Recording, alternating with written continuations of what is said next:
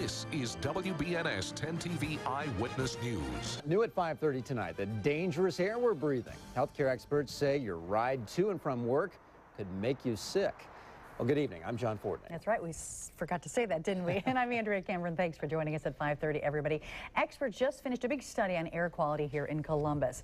They say we only spend 4% of our day commuting, but during that time, we get 55% of the pollution particles we inhale every single day. And 10 TV's Kurt Ludlow joins us live tonight with a closer look at these really concerning findings. Kurt?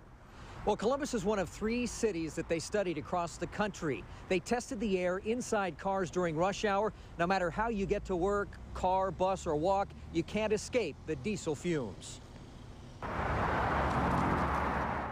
I live in Westerville, and I work here downtown. Erin Miller didn't realize she was allergic to her commute. I thought that everyone, had their lungs tighten up and their throat tighten up and start coughing and wheezing when they were behind a truck. Daughter Maya didn't like those stinky trucks because there were so many of them on I-71. I would end up having an asthma attack, especially if I was caught in traffic behind a truck and couldn't get out of its way.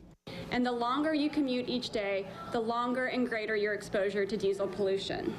The Ohio Environmental Council studied diesel pollution in Columbus, collecting air samples from inside a car on I-71 during rush hour, measuring exhaust particles. As you can see through these graphs, the pollution's much worse when you follow diesel trucks than when you follow cars. That means the air inside a typical commuter's car is 4 times dirtier than the air in downtown Columbus. Erin didn't need the results of a fancy study to prove what she already knew. She's changed her commute route and I also know exactly where my car cabin circulation button is. So when I'm behind a truck, I immediately press that button. And Maya is usually in the back seat saying, I say, Mom, there's a stinky truck in our way. Yeah, diesel engines can be fitted now with a filter that cuts pollution. Also, cleaner burning fuels can help. But in the meantime, the Ohio Environmental Council says you need to avoid following diesel trucks when you can. Drive with your windows closed and be sure to use that air recirculation button in your car. Reporting live, Kurt Ludlow, 10 TV Eyewitness News. Good ideas, Kurt. And in our Health Source report, a look at the risks of this dangerous pollution. Many things can come of it: heart disease, stroke, asthma, and lung infections, as well as lung cancer. Now, it may come as a surprise to you to learn that 1/4 of all deaths are related to lung diseases.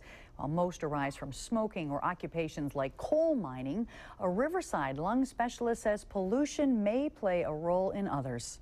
The 15% of patients that have chronic lung disease do develop that problem independent of cigarette smoking, independent of other known exposures. So pollution probably does significantly contribute to the development of obstructive lung disease. All right, so here's the news you need to know. Warning signs for lung disease include persistent coughing with mucus, shortness of breath, especially as you exercise, wheezing, and a tight feeling in your chest.